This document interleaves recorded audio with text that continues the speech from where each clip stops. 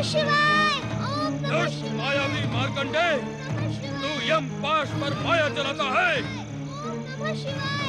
ए बच मेरे गदा प्रहार से। ओम नमः शिवाय। ओम नमः शिवाय।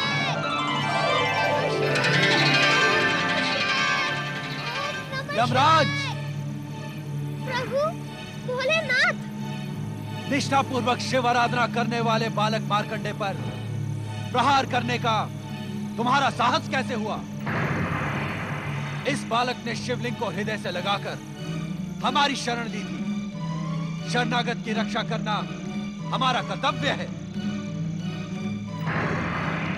क्या तुम इस सत्य को नहीं जानते कि तुम मात्र काल हो, किंतु हम महाकाल हैं, महाकाल हैं, महाकाल हैं, महाकाल हैं, महाकाल हैं।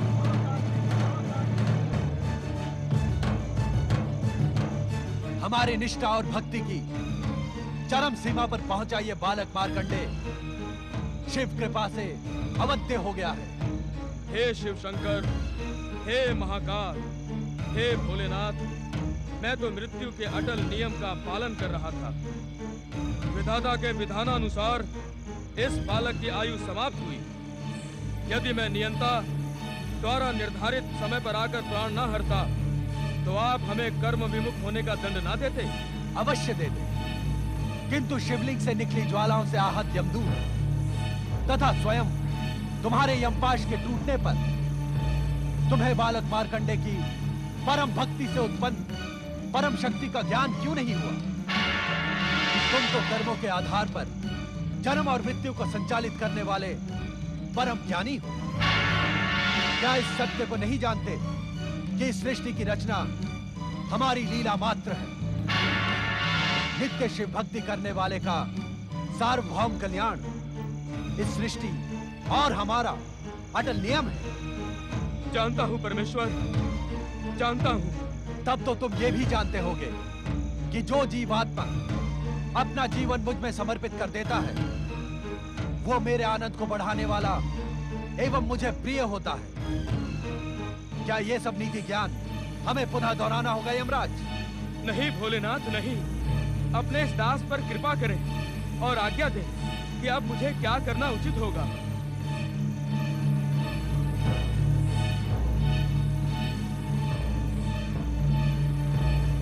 यमराज, मार्कंडे के माता पिता के पुण्य प्रभाव एवं जन्म से ही शिव निष्ठा के कारण अब यह बालक अल्पायु रहा ही नहीं। इसकी अल्पायु का अभिशाप समाप्त हो गया। किंतु विधाता के विधान के अनुसार इसकी अल्पायु स्पष्ट है भोलेनाथ। किंतु उसी विधान में यह भी स्पष्ट लिखा है कि अल्पायु पूर्ण होने पर आप इसके प्राण हरने आएंगे।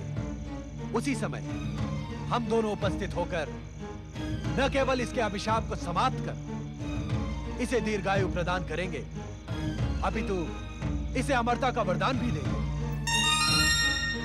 किंतु चित्रगुप्त के आलेख में आपके मृत्यु लेखाकार चित्रगुप्त ने मार्कंडे के अल्पायु होने का विवरण तो अपने पृष्ठों में लिख दिया, किंतु हम दोनों के आगमन की बात लिखना वो भूल गया। ये भूल अक्षम्य अपराध है यमदेव। अब मेरे लिए क्या आज्ञा है स्वामी? अब आप यमलोक लौट जाएं तथा वहां की व्यवस्था नियंत्रित करें। आपके आलेखों में त्रुटि सृष्टि के अनर्थ का कारण बन सकती है। हमें विश्वास है कि भविष्य में कभी आप कर्म विमुख नहीं होंगे। इस उद्दंडता के लिए मुझे क्षमा करें भोलेनाथ। भविष्य में ऐसा कभी नहीं होगा। प्रणाम भोलेनाथ।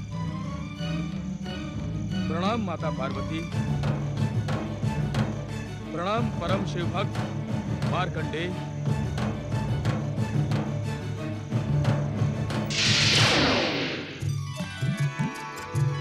जय हो भगवान भोलेनाथ, माता पार्वती। पुत्र मार्कंडे, तुम शिव कृपा के साथ ही साथ मेरे स्नेह के भी पात्र हो। इस क्षण से तुम मेरे लिए गणेश व कार्तिकेय के समान प्रिय हो। मैं तुम्हें अपने पुत्रों के समान ही अटूट स्नेह एवं सिद्धियां प्रदान करूंगी। जय भोलेनाथ। जय माता पार्वती, जय शक्ति माता पार्वती, जय सर्वेश्वर महादेव जी। हम अज्ञानी को क्षमा करें।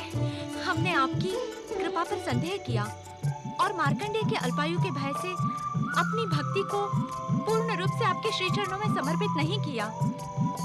कृपा निधान, आपकी कृपा अपरंपार है। आप तो दया के सागर हैं।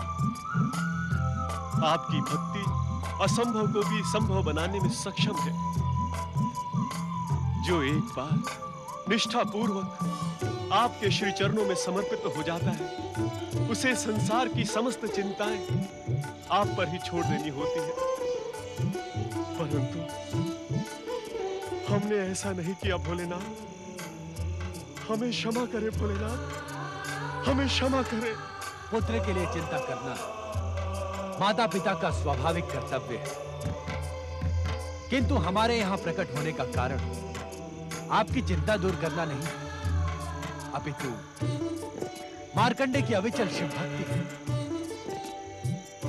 मार्कंडेय का नाम शिव भक्तों में उसकी अमरता के समान ही अमर हो गया है।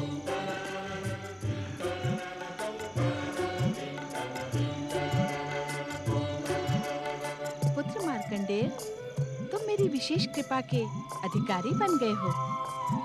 माता, आपके चरणों में एक विनम्र निवेदन प्रस्तुत करने का इच्छुक हूँ माता। अवश्य पुत्र। माता, दुष्ट दैत्यों का अंत करने वाली आपके शक्ति स्वरूप की कथा मुझे बहुत प्रिय है माता। शांत क्यों हो गए मार्कंडेय? अपनी इच्छा निसंकोच कहो।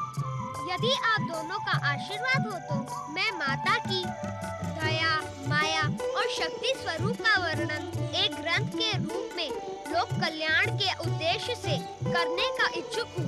तुम्हारी कल्पना एवं इच्छा अत्यंत सुंदर है पुत्र मार्कंडेय। इसे साकार करने के लिए हम तुम्हें आशीर्वाद देते हैं कि तुम्हारे द्वारा रचित ग्रंथ न केवल मार्कंडेय पुराण के रूप में जगत विख्यात होगा, अपितु आने वाले भविष्य में शक्ति स्वरूपा दुर्गा के भक्तों की भक्ति एवं प्रेरणा का स्रोत बनेगा।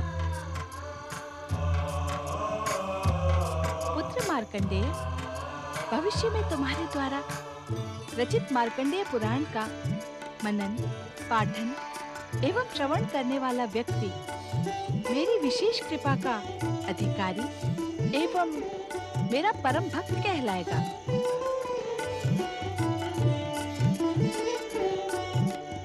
इतना ही नहीं पुत्र, मार्कंडेय पुराण का प्रत्येक श्लोक पापी से पापी व्यक्ति को पाप मुक्त कराने वाला, शिव कृपा एवं कैलाश लोक प्राप्त कराने में सक्षम होगा। हाँ भोलेनाथ, माता पार्वती, आप दोनों के आशीर्वाद को आदेश समझकर मैं इसका पालन करूंगा। तुम अपने प्रत्येक अनुष्ठान में सफल हो पुत्र। भगवान भोलेनाथ एवं माता पार्वती की जय।